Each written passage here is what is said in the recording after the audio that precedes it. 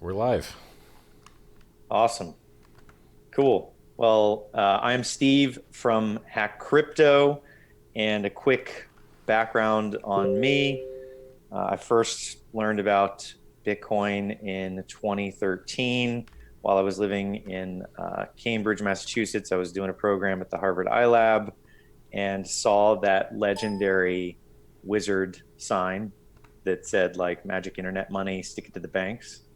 And we were mining out of the Cambridge Innovation Center across the street from MIT Sloan, and we're like hanging out with people talking about it, playing around with the game theory. And I majored in economics, so it was like a whirlwind of all of the concepts that I learned in school with game theory and following, like, Adam Smith and Marx and all those people. But yeah, got into it, got the bug, created a peer-to-peer lending company and sold it to Max Levchin, the founder of PayPal, in 2014.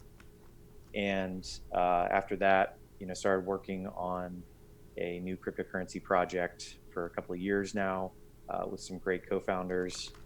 And it's called Grow Your Base, and it allows people to earn digital assets and create a portfolio. So that's kind of a high level 30-second of me. And for all of my viewers that are watching this is the legendary Richard Hart. You could do like a quick intro, Sure. Richard. That would be awesome. Hey everybody, I'm Richard Hart. I've got about 100,000 followers across Twitter and YouTube. I'm Richard Hart Win on Twitter. I'm Richard Hart on YouTube. I'm a retired serial entrepreneur. I retired in 2003. I started from my own front yard a bunch of businesses, and then they ended up with about 150 employees and an internet marketing company. I started mining Bitcoin the first quarter of 2011. I used to mine full blocks on my own with no pool, and there were 50 BTC block rewards back then, so that was good fun. I bought heavy on the 30K top, or the $30 top, and then watched it go down to a penny. That was good fun. And then I came out public to defend my Bitcoin bag because Ethereum was overtaking the market cap of Bitcoin in its future supply.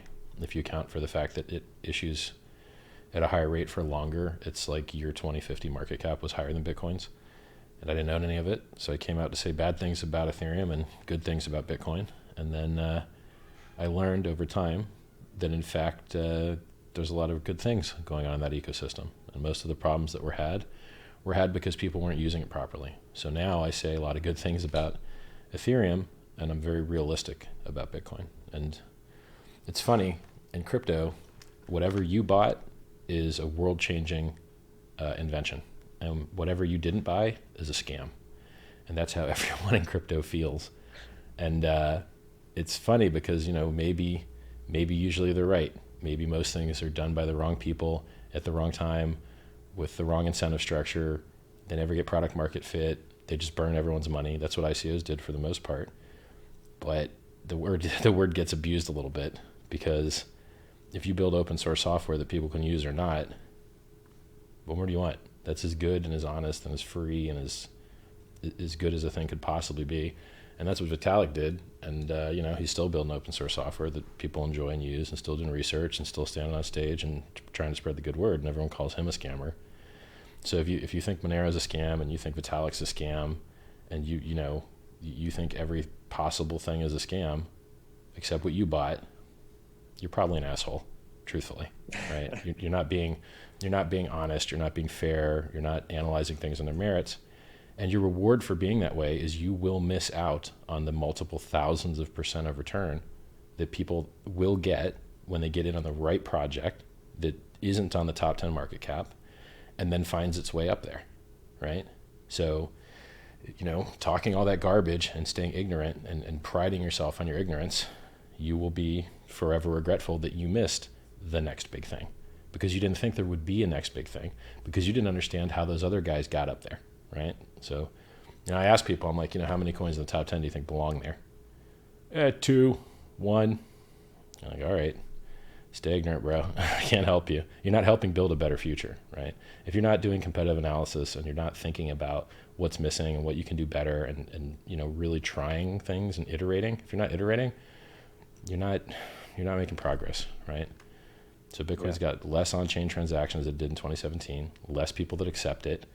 The price dropped 85%, and these people think that they have the best thing in the entire world and nothing else can be done better. And you're like, well, guys, the metrics, the measurements, the Google search volume, the on-chain transaction volume, the number of new wallets, you're not winning the war. All you have is a really high hash rate. The software is the best it's ever been, right? That's continued to improve. And you have a really high hash rate. And what does that really high hash rate do? Well, you have all-time high difficulty at 3 times less than all-time high price. So that's more selling pressure. People have to sell more of the percentage of coins they get to pay their electric bills. So it just pushes the price down harder. So is that better, right? And all the problems we've had with attacks in Bitcoin have not come from hash rate ever. They've come from software bugs. And there's no bug bounty program, and there's no one auditing the software. So the things that I tell these people to do to improve their thing, that I also own a huge bag of, they just don't listen. They're like, no, I can't listen. I can't learn. I can't do anything better. I have my bag, and I hope everything works out good.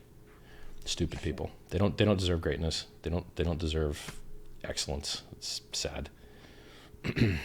So, in terms of the project that you're working on right now, I did some research on it, and I like the concept of creating a CD. I think that that's really smart because that was created in like the 60s, and it worked out really well for banks to give people liquidity and give themselves liquidity and just raise a ton of money to help their infrastructure. So interestingly enough, in terms of where HEX is based, because it's called hex.win or just HEX, and it's based on Ethereum, and it'll be taking a screenshot of people that own Bitcoin, so that it'll basically provide them with a CD for their bag of Bitcoin, right? Is that how it's kind of being structured? So basically, the 2 most popular products at your bank are savings accounts and time deposits. And I would say checking account used to be on there, but no one uses checks anymore. So I would say this is the 2nd most popular product at your bank. If you want to get rid of the banksters, and you want to get rid of gotcha capitalism, and you want to get rid of all those crappy entities that are middlemen that just leech off of the GDP of the economy and get in the middle of everyone's transactions and prevent you from doing what you want to do with your own money and are never open when you need them to be open. If you want to get rid of those people, someone has to develop the software that replaces every single product they have with a peer-to-peer trusted auditable solution. Bitcoin can do currency. It cannot do dime deposits. It already has time locking built into it, and it cannot pay interest when you lock up. It just screws you. It just makes it so you can't use your own money. You don't get any reward for it. You don't receive any interest for it. If you want to make interest on your Bitcoin, you have to lend them to someone, hope they lend them out, and hope you ever see them again with a return. And that gets hacked and shut down all the time. People lose tons of Bitcoin trying to make a little extra Bitcoin on their Bitcoin. So we invented trustless interest. We invented the first high interest internet blockchain certificate of deposit, which is called Bond in the UK, time deposit across Asia, guaranteed GIS in Canada, guaranteed, I don't even remember what it stands for, something investment security certificate, I don't know, GIS. So if you want these coins and you want this world-changing innovation and you want to get in at the beginning, like I got in at the beginning of Bitcoin, I got my Bitcoin for free, and now you guys will buy them for $8,000, the ones that I got for free by just double-clicking an EXE, right? I'm recreating that for everyone. I'm giving everyone opportunity to get in at the beginning of something amazing again. And I'm giving it to you guys for free if you're a Bitcoin holder. Snapshots in 5 days and some hours. It's on December 2nd at 0000 UTC time. So it's amazing. It attacks a larger market than Bitcoin does. Currency is a smaller market than time deposits. Time deposits are 7.2 trillion in the United States and China alone. And we have lower fees than Bitcoin. And we have, I believe, better security because Ethereum that we run on has a bug bounty program. And we've had 3 audits, of which 2 are security audits and 1 is an economics audit.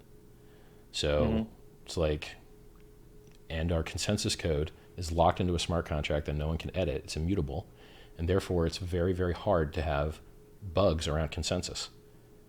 But in Bitcoin, if you improve the network stack, you accidentally introduce a mint as many free coins as you want bug. And they've had 2 of them. One of them was executed and they had to roll the chain back. The other was narrowly avoided because a Bitcoin Cash developer reported it responsibly instead of using it for himself. This was about a year ago. Yeah, so I hear people saying Bitcoin's more secure than Ethereum, and I have a strong laugh because Ethereum's never had an inflation bug. Never. And Bitcoin's had two. And Ethereum launched or is primarily used by 5 of the top 10 market cap cryptocurrencies. USDT used to do its transactions on Bitcoin. It moved most of them off of there onto ERC20 on Ethereum, which is the same format that we use. That coin does more transaction volume than any other coin in crypto, period.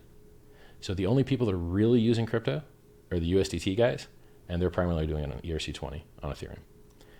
EOS, BNB, TRX, USDT, and Ethereum themselves all are in the Ethereum ecosystem. They launched there, they started there, or they primarily use it now.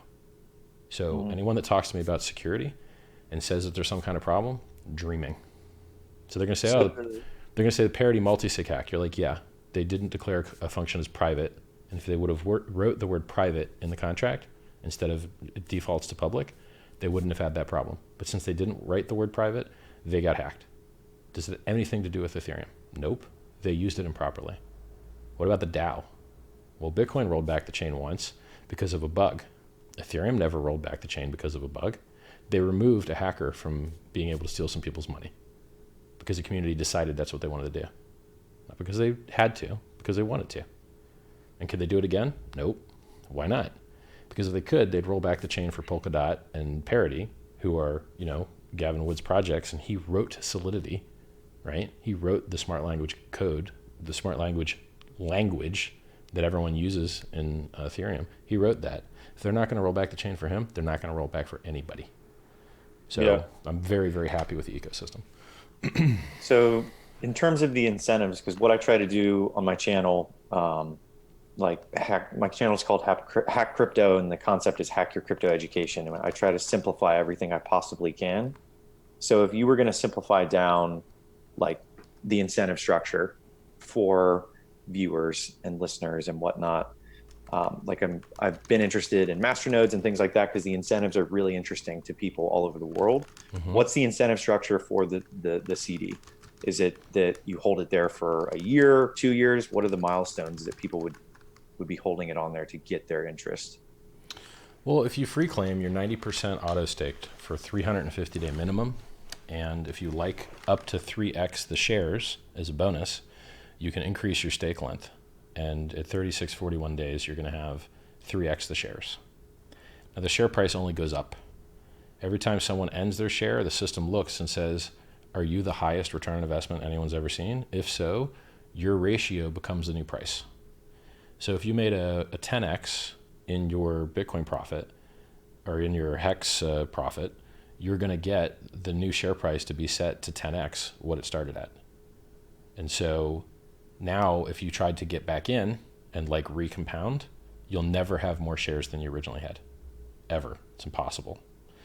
So this is mathematically equivalent to compounding the interest for earlier guys, but it's computationally more efficient because we don't have to write a bunch of data to a bunch of different fields across a bunch of different entities. We just change one share price, and then instead of amplifying what the earlier guys had, we just reduce what the newer guy gets. And since they're just measuring ratios of all these people to divide up all the profit inputs to the stakers class, it works great. It works wonderfully, and it gives us a wonderful chart of a share price that only goes up. Now, that is not the USD price. It may affect the USD price because it introduces scarcity, but it is not directly related to the USD price at all, right? So the USD price, I'm quite sure, will go up and down because it is a function of humans pressing buttons, and you can't program humans to press buttons the way you want them to, right? So you can create scarcity in a system programmatically. So sometimes I'll say program to pump because there's a nice alliteration in there with the two P's. But in reality, the price will be in a free market. The price is set by the market participants, and they could create bubbles. They could create flash crashes. They could do all those things if there's human control. That's why I like the smart contract. The smart contract doesn't have an order book to screw you. It doesn't have flash crashes. It doesn't have wicks to stop you out and get you liquidated, None of those things. So with trustless interest, you can make high interest just sitting and holding HEX, and the contract holds it for you. And it's like getting free electricity and free mining hardware. It just prints all the inflation of the system to you. But in Bitcoin, see, HEX stakers get paid to hold the price up. Bitcoin miners get paid to sell the price down because they got electricity bills to pay. They got new equipment to buy. They got facilities to pay the rent for, right? We don't have any of that in HEX. No miner is paid an inflation reward in HEX. The only miners that get paid in HEX are a couple pennies of fees, or you can mine your own blocks, which is harder. I would imagine most people will pay someone else to run the software for them. Mm-hmm. And what do you think about the new ability to actually stake with, I think it was 30 ETH, or what they're going to have for their nodes, right? You'll lose money on it. So just do a search. You can go into t.me/HexCrypto and type !Casper, and you'll see Vitalik's presentation called "So You Want to Be a Casper Validator," and it just goes through all the ways you can lose all your money. It's not easy. It's an actual job. You have to stay. You have to have good hardware. You have to be connected to the internet always, and your consensus code has to always arrive at what it should, or you'll lose money. You'll be slashed. So it's risky, and it's low profit margin, if any. Some people will lose money, I think, and that's not what I'm in crypto for. I'm not in crypto to bust my ass and work really hard to make mediocre gains. I'm in it for the mad gains. That's what I'm used to. That's what other people are getting, and that's what I want. So I have no interest in being a Casper validator whatsoever. Got it. So running back real quick, what originally got you into Bitcoin? Like you said that you were mining. Mm-hmm. What was it that got you into mining it? Like what was that? I was addicted to video games, and I loved overclocking my GPUs and having, the best hardware at the time, because I'd been retired since 2003. Just traveling the world, just screwing around. Blew a decade of my life doing that. And I was on this website called overclock.net, and I'd already heard of Bitcoin before on Reddit. Once before it was $1, and then once when some guy sold his house to buy it at $1. And then, everyone was writing guides on how to do GPU mining on overclock.net. And so then I got into the Bitcoin forum, and it was an IRC channel. And, there was a guy in there named Art4s, and he wrote basically the first GPU miner. And, I got to chat with him, and I got set up GPU mining. And if you're not playing a game, you just double click the Bitcoin exe and money starts appearing in your computer. It seemed like a no-brainer to me. And so I liked it, and then I ramped up and bought more machines and had a little server farm. And then I bought with USD. So they get you in with the free stuff, and then you all in. And that's what HEX is doing too. So, I've got a referral link if you want 10% more. It's pumpamentals.com. It gives you 10% bonus when you claim, or 10% bonus when you send Ethereum to the contract to transform it into HEX. We get people in with a free, world-changing innovation. It feels to me like buying Bitcoin at $1 is the environment, the vibe that I get. And then I think people will buy in. I went and made a Twitter poll, and I should do this by email too. I'll probably send something similar by email. I said, listen, an anonymous donor is going to give you 10,000 HEX if you can predict what the ratio will be from the bottom, the low that gets set the first day that this trades, which should be the first day it exists, which would be December 4th. So snapshots December 2nd, adoption amplifier lobby entries open December 3rd, and then people can exit the lobbies with their HEX and free claim their HEX on the 4th, and then the staking starts. So on the 4th, we should have markets that open, Ether Delta and Fork Delta, where people can trade. And then, IDEX reached out and said they wanted to list. Another exchange, actually a couple exchanges said they wanted to list. I'll promote them when I see it on paper that they've done the work for me to name drop them. Now the ratio between the low set that day and the high 183 days later. Whoever guesses that ratio is going to get 10,000 HEX. And the numbers that people are guessing are 420x, 1600x, 10x, 0.05x, right? There's a large range of numbers there that people are guessing. And from what I see, they seem to be quite high. So the data that I have to try and predict what this price will do and how many people are interested in it are how many emails do we have from signups on the website? And they're not even signups, it's just optional email list signup. You don't have to give your email address at all, right? It's just if you want to stay up to date, it's just a way that you can help be notified. We've got like 18,750 on there. We've got, and I think maybe we'll only get 1 out of 10 or 1 out of 100. Let's say 1 out of 10 or 1 out of 20 visitors actually gives that email. Wish I could do better math. So we've got 18,500, and we've had 300,000 plus users on the website this month. So that's like what, 1 out of 15 or something, right? So there's probably, my guess, maybe 200,000, 400,000 people interested. That's a lot of people. That is a lot of people. And these are people with Proton mail addresses that are more anonymous, and I don't think they want to be giving up their email address that easily, right? Because people in crypto don't really like giving out personal info. So I think people are really interested in this. I think they believe that it's going to show them a high return on investment due to its excellent design. And this is with me promising no entrepreneurial effort whatsoever. We've never spent $1 on marketing.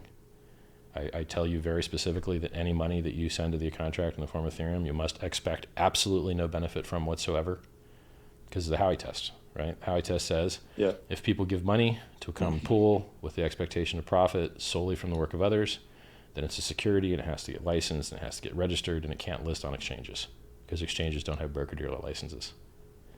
So if you want this currency to list on an exchange, it can't be a security. And if it can't be a security, it helps not to be a security for you to have no expectations of anyone else doing any work for you. And so I push that idea very, very hard, that no one else is going to be doing anything for you. You're the one that mints your own coins. When you, just like Bitcoin, when a Bitcoin miner mints his coins, he mints them for himself. No one gives them to him. Hex is the same way. You mint your own coins. You are the network. No one's doing more work than you are. I can't mint your reward. Only you can do it. Only you have your private keys. When you stake your coins, they actually get burnt. And then when it's time to end your stake, you mint your own principal back, and you mint your own reward. It's awesome. It's very, very innovative and cool system. So in terms of just like a brief dive into the game theory of it, there's a concept in game theory called Shapely, where if you and I, both produce a certain amount, like let's say you produce 10 cookies, I produce 20, but together we streamline it, we make 40 together, but then I leave, how much do each of us make? Like we average the amount. So if I come in with, let's say 100,000 Bitcoin and start on Hex, and then I leave, like I leave, does anyone in the Hex ecosystem that has their CD, do they benefit, or do they? So it works the same way Bitcoin mining does. So first of all, once a snapshot has occurred, you can sell your Bitcoin for Ethereum and then put them in the adoption amplifier and transform them into Hex. There's absolutely no relationship to the Bitcoin network whatsoever after the snapshot. Nothing. Got it. Okay. So you will never stake your Bitcoin in the system. The only thing you'll ever stake is Hex. Now in Bitcoin, it has always inflated. It's always inflated a lot because it went from 0 coins to 18 million coins. And the only way you can go from 0 to 18 million over 10 years is to print a lot of coins. And any coin that anyone has ever purchased passed through the hands of a miner.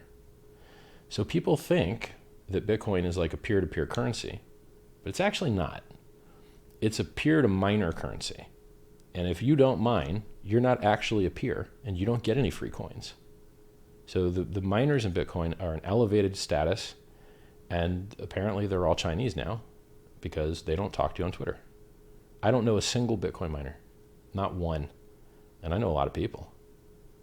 And I've never seen a single Bitcoin miner post on Twitter. Okay, well, why? Because they can't access Twitter in China. You have to use a VPN. It's blocked, just like YouTube's blocked, just like Telegram's blocked. So there's a huge mining centralization problem in SHA-256 mining. And I like Hex making it so those guys don't get paid more than they need to. They get the fees that they need and nothing more. Because when you overpay them, they just sell the price down. And they're currently overpaid. And it's a protection racket. Who are you protecting yourself from? Them. Because they're the only other people that could attack you with SHA-256. They're the only people that have the hardware. So you're paying a protection racket. You're paying these guys, 12.5 times 8,000. You're paying them like $100,000 every 10 minutes to not attack their own network. Okay. Well, $100,000 every 10 minutes is kind of a lot of money, isn't it? right? And what do they do with it? They sell it to pollute the environment, to pay electricity bills, because that's a security model. Proof of work, it works, but man, it's not exactly the most efficient thing, right? It's like colorful feathers on birds. Yeah, it works, but you know, there has to be other ways, right? So if you want to get something for free, like I got my Bitcoin for free, you have that opportunity here. If you want to transform Ethereum into HEX, you're not going to get your Ethereum back, but you're probably going to end up with a lot more HEX, like a ton. Yeah, because I know you brought up proof of work, and that was pretty much the entire reason why I came into the space, because I was obsessed with the labor theory of value, where, you know, if we go out hunting and I catch a rabbit, it took me 2 days to catch the rabbit. You're a bad hunter if it takes you 2 days to catch the rabbit, bro. and it takes me 1 to get a deer. I'm going to charge more for the rabbit because it took me more labor to get the rabbit. You can try to charge more for it, but I don't think the market would allow you to charge more for a rabbit than a deer. Yeah, well, the market definitely would dictate. The market definitely would take control. But in terms of what got me into the space originally was the concept of proof of work.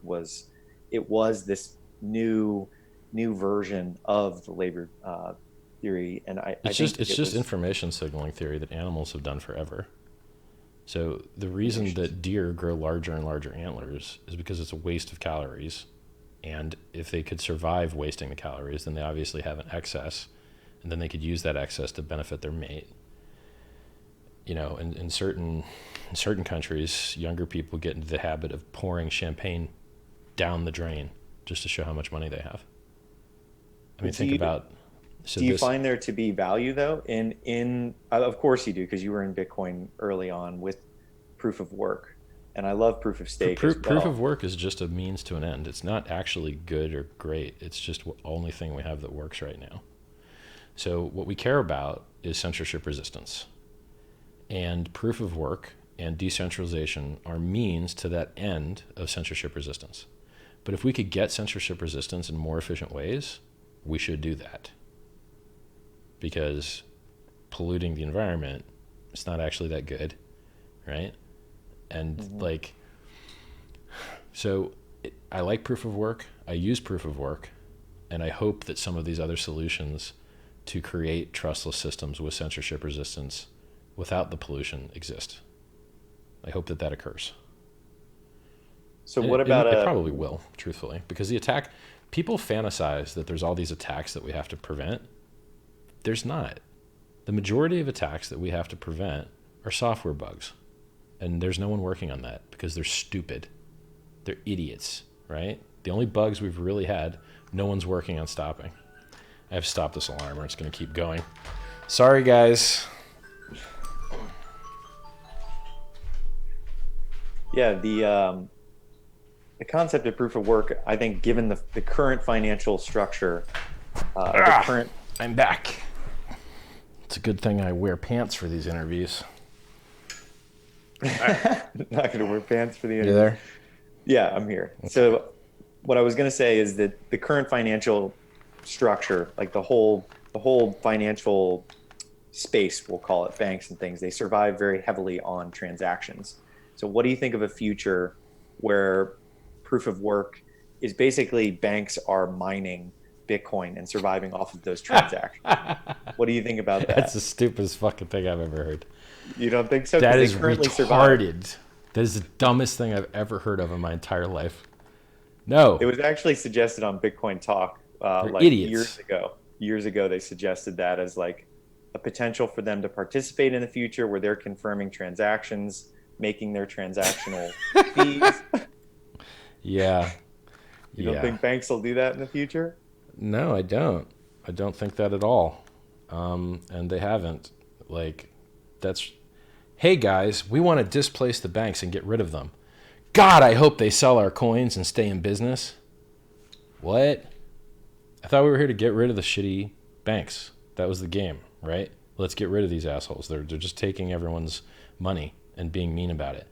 So now we want to onboard them as miners and beg them to process our transactions and allow them into blocks? Are you fucking kidding me? There's the shittiest possible Bitcoin miner in the entire fucking universe would be a bank. There ain't no possible way they're ever doing that, ever. And you don't want them to. That's a stupid idea on so many levels. So you can't stop them though, right? It's open Yes, source. you can, because they have fucking laws regarding AML, KYC, and suspicious activity reports, and financial transmission licenses and shit. They don't want to deal with any of that at all. They have problems keeping their own fucking websites up. Do you think they want to run some other bullshit where they got to argue about signaling for which fork they're going to support? They don't want anything to fucking do with any of that. And there's no goddamn money in it. Like, miners lose money. How are you going to onboard a bank to become a miner when miners are losing money? Doesn't make any sense. So do you not see a future where banks get involved in crypto? They just vanish. They don't adapt. They just die instead. What bank has anything to do with crypto? There's 4 or 5 fucking banks on like the planet, in the Western speaking kind of G8 nation planet, that will onboard a crypto user and be happy about it. There's 4 or 5 banks you can go to if you're an exchange and hope that they don't shut you off. 4 or 5, and this shit's existed for 10 years. They ain't mining, and you'll be lucky if they even let you keep your account open, because you're just risk for them. You're not a profit center. You don't have that many users. You don't do that much volume. You're just someone that they're going to get a letter from the regulator saying, oh, I heard somebody from Al-Qaeda use Bitcoin, and I heard you're into Bitcoin, so we're going to look into you now. Get your auditors ready, bro, because you're cash negative. The amount of money that you spend for your auditors to look up the paperwork to report that you did everything right is going to exceed any profit you ever made on these customers. Oh, and you're personally responsible, by the way, because of the transport rule. What's that rule where you have to know the customer of the bank that you're sending the money to? The travel rule, right?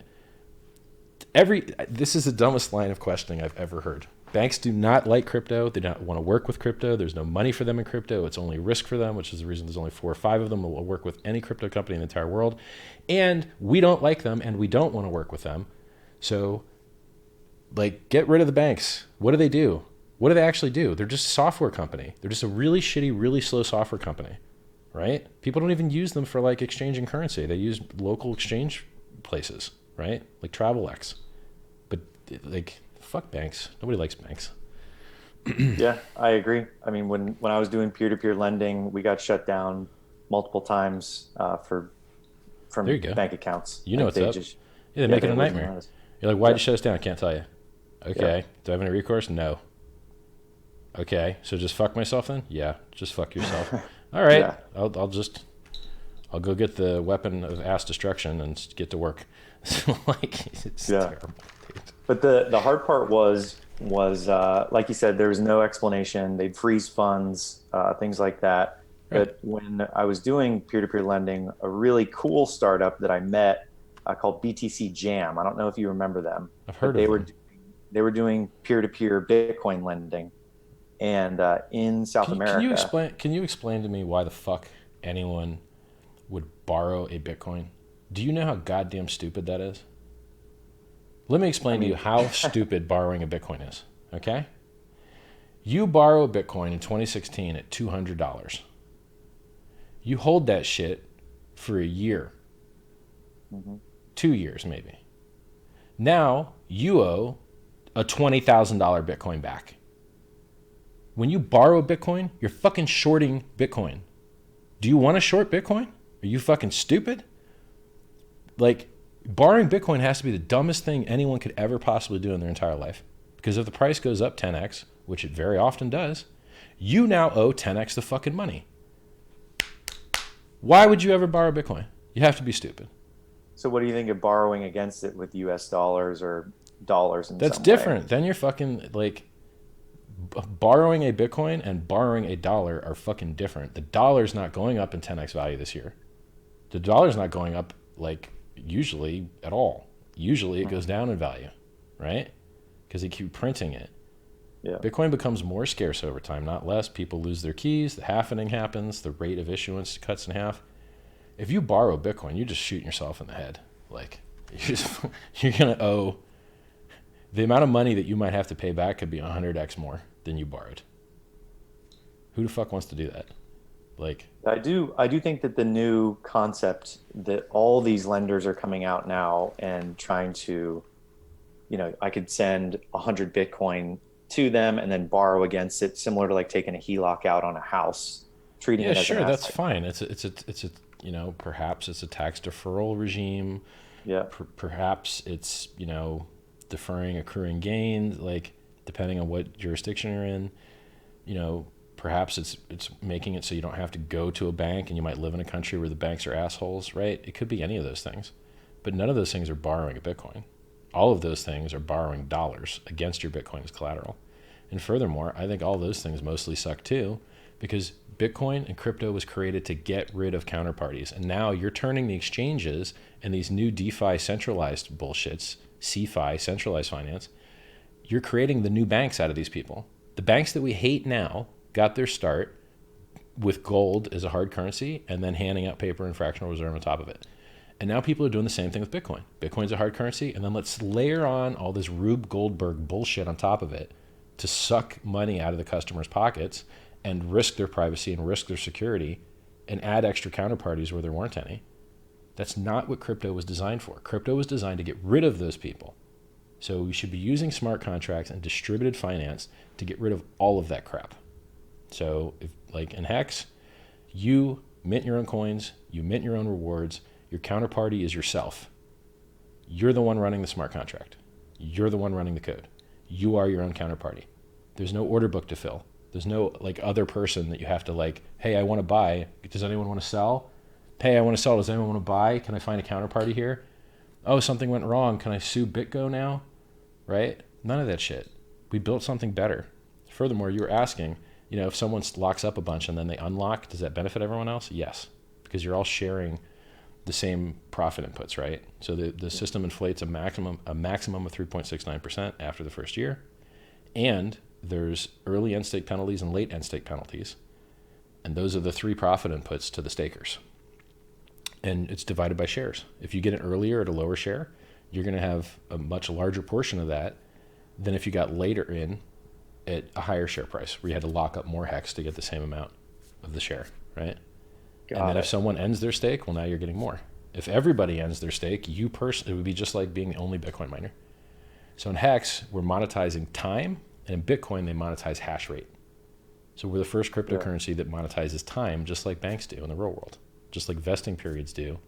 Well, that vesting periods is more the auto stake, but so in Bitcoin, new coins are given to people that mine more with hash rate, and in HEX, more coins are given to people that got in earlier, larger, or longer. So there is a marginal contribution of individual users. So when they actually they're locking their HEX. Yeah. Interesting. Yeah. It's virtual lending. So people go, hey, in a bank, people lend out your money. Actually, no, they don't. It goes on the liability side of their asset book, not on the asset side of their ledger. And they just use that as an excuse to get free money from the Fed. Your money doesn't actually get lent out. And in our system, we have virtual lending.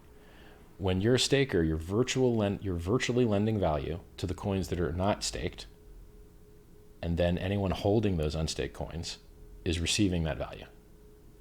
Because reduced supply with static or increasing demand means higher price. So there's a value transfer there, right? You can't sell your coins, so this guy can sell his coins for more. So there's virtual lending. So program to prompt, virtual lending, trustless interest. If you're given programmable money, the first program should be interest. Stake it till you make it. We got a lot of slogans. A lot of slogans. I like the Pumpamentals domain. Pumpamentals. That's pretty rad. Maximalish. So will there be like a secondary market? Will people create? Sure. Are you guys going to create that? Do you think other people will? I'm not doing anything. I'm doing nothing. Don't expect anything from me. Remember the Howey Test? Yeah. Okay. I would assume that like any other useful thing, free markets will exist. We already know that it's going to list on Ether Delta and Fork Delta on day one because anyone can add it there. That's the power of being in the right ecosystem of distributed finance.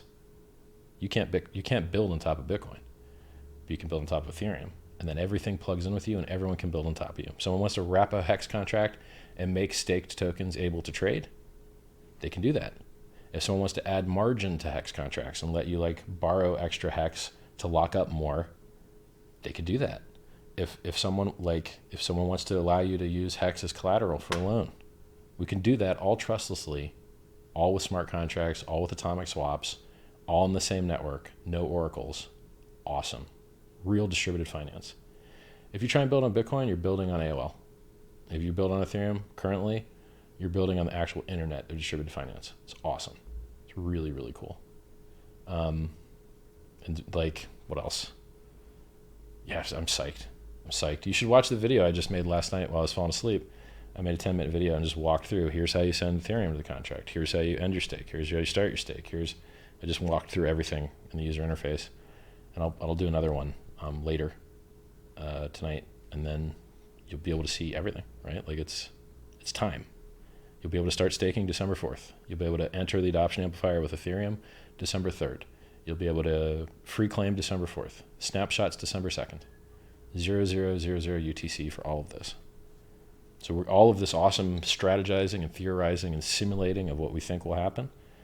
You know, you could simulate your gains on stakehex.com. There's a simulator where you can choose different worlds and say, this is how many people are going to claim, and this is how much they're going to stake, and then how much gains would I make, right? You can do all that.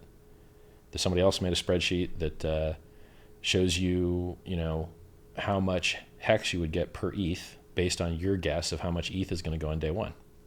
So we know day one is going to be about 1 billion. Well, it's definitely going to be 1 billion HEX. And then day two is going to be around 500 million. And then that number is going to keep going down as people claim. So the more people that claim, the less are available to the adoption amplifier.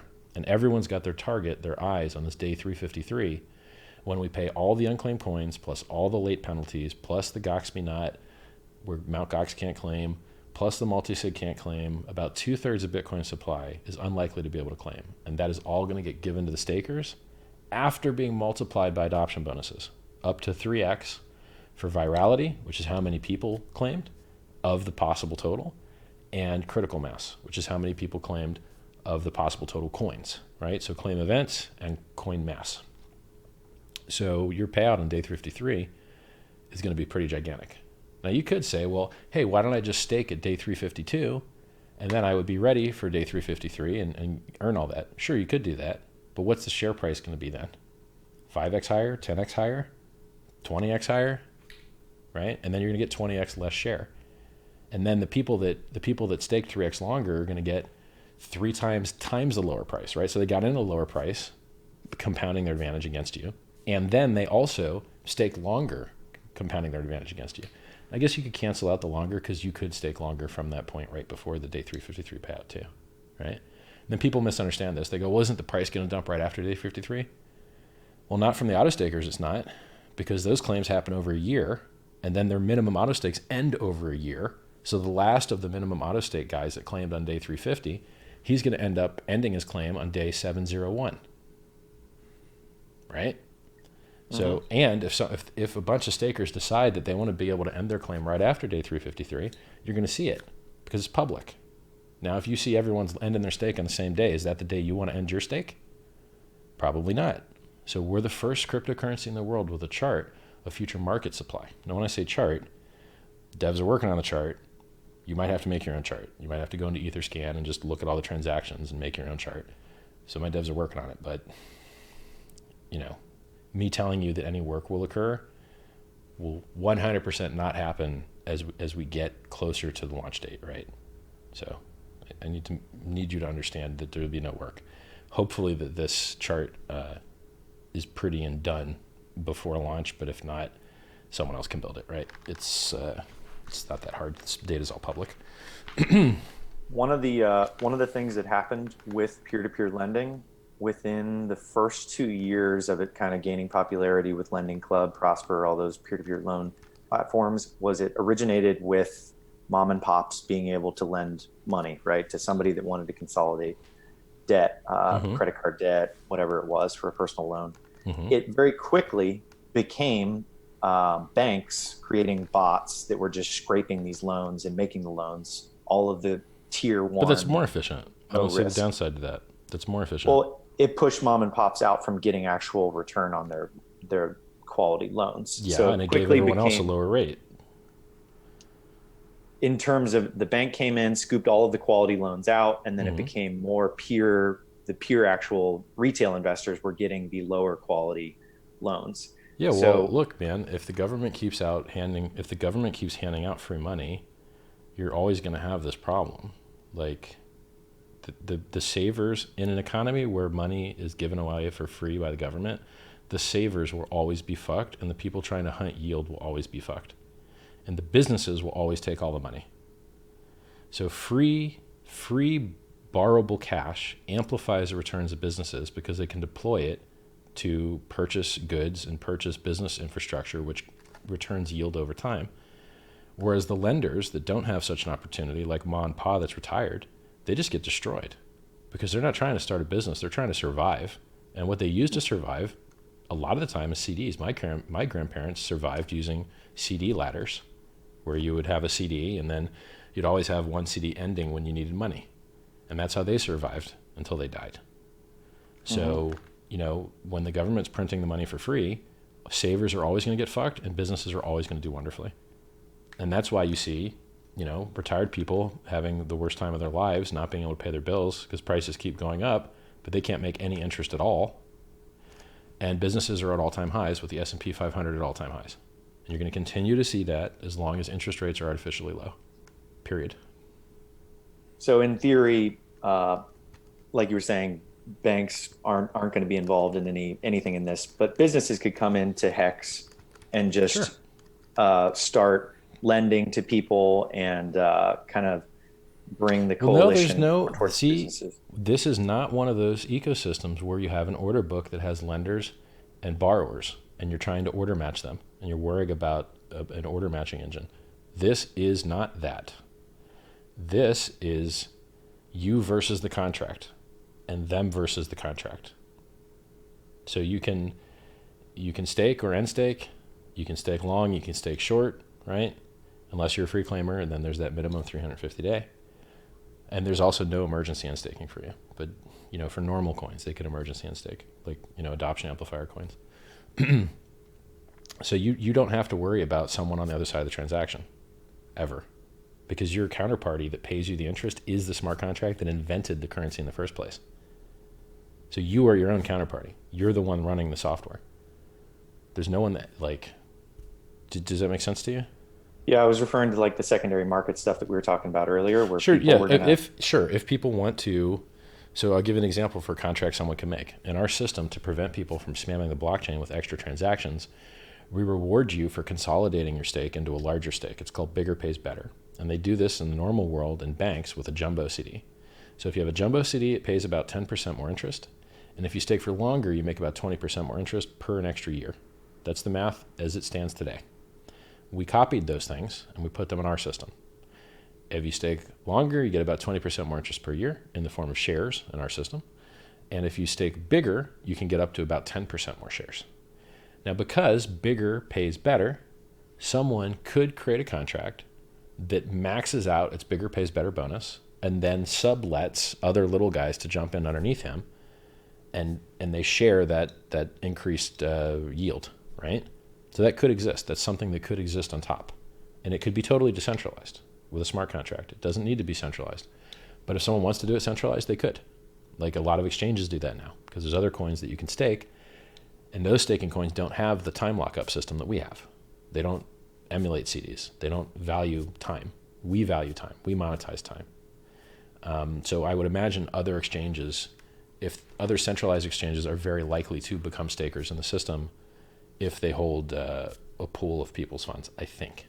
Yeah. We'll see. No, that makes sense. I mean, just like what we were getting at with the businesses getting involved and things like that, I think that exchanges make sense, similar to what happened with EOS and the block producers, where exchanges with huge bags of EOS just became the biggest block producers. I think there's Bitfinex, OKX, and some of the Qcoin, and a couple of the bigger ones became these massive stakers because they just have tons of EOS on the exchange that they're making money off of. Mm-hmm. So in theory, if their system pays out 1% per year. EOS? Yeah. And I think the Ethereum Casper stuff is also under 4%. but you have insanely high costs in order to try and earn that. So I don't consider either of those staking systems anywhere near competitive to what ours pays. So Are you familiar? Are you familiar with Icon? With their I heard of them, but I don't know anything about them. yeah, they moved into a DPoS type situation now, where they have 22 P reps, public representatives that are, helping with governance and whatnot. So it's kind of like a digital nation. So you vote on proposals and whatnot. I love it when stupid people vote on things because everything ends up to work out so much better. Let's get unqualified bag holders to vote on things. Hey, you had money and bought something, so obviously you can make good technical decisions. No? So stupid. Well, it's distributed. You're giving someone else your stake. Okay, whatever. Look, I'm okay with security trade-offs, right? If people want to have less security for more throughput, cool. If people want to have less security for more convenience, cool. As long as you know that's what you're doing, right? Yeah, digital ledger technology products are garbage. They shouldn't pump because they don't require large liquidity to go into the systems to utilize the increases in efficiency, right? So if you build a better Excel, people aren't going to pay $1 billion in some token to use your better Excel, right? If you build some better thing, right? Like cryptocurrencies are only useful for censorship resistance and getting economic mass for people that want to make more speculation. It's irrational for people to invest a lot of money in a cryptocurrency that they can get all the benefits from with investing a smaller amount of money, right? So take a stable coin, for instance, right? Here's the US dollar, which goes down in value all the time. Now we're going to make a virtual copy of that with extra counterparty risk, and you don't get any interest whatsoever on it, and you can't sue the bank. And it's the most popular cryptocurrency in the world. Most transactions, most on-chain volume, or most trade volume. What? I don't get it. I don't understand it. But that's what the market wants. All right, I guess I'm stupid. The market wants it. So be it, right? Like there's some things that I didn't understand ICOs when they happened either. It's like, all right, these are the wrong guys doing the wrong thing with the wrong incentives. They have no product market fit. They'll never get any users, not even one. So give them $1 billion. That makes sense. Why not? Like, so drives me crazy. So in terms of like from a technical perspective, would like my mom be able to participate, or Sure. is she actually going to need some sort of technical background in order to start the staking process? Well, I made a 1:24 long video that shows you how to import your keys, which you probably don't have to do, depending what kind of wallet you use. If you use Electrum, your keys are already in there. If you use Trezor, your keys are already in there. You don't have to import anything. You don't have to even look at your private keys ever, right? And then you just do your free claim, do your stake. It takes a minute. So if you know how to copy and paste, and you know how to go to a website, you know how to install a browser extension called MetaMask, you're done. Like that's all you need. You need internet access, a browser, the MetaMask extension, and you're done. Now, if you want to free claim, you also need a Bitcoin wallet because you're only able to free claim from a Bitcoin wallet. I suggest Electrum. Mycelium if you're on Android, and Koinomi if you're on Apple iPhone. In that order. And then you go to the website, you go to go.hex.win, which isn't up yet. It's not public yet. You can see the video on t.me/hex videos. Or t.me/hex crypto. You can watch this 10-minute long video where I go through everything very slowly. Or you can go to youtube.com/hex crypto and watch the 1:24 video, which doesn't have the adoption amplifier in it, but has free claiming, staking,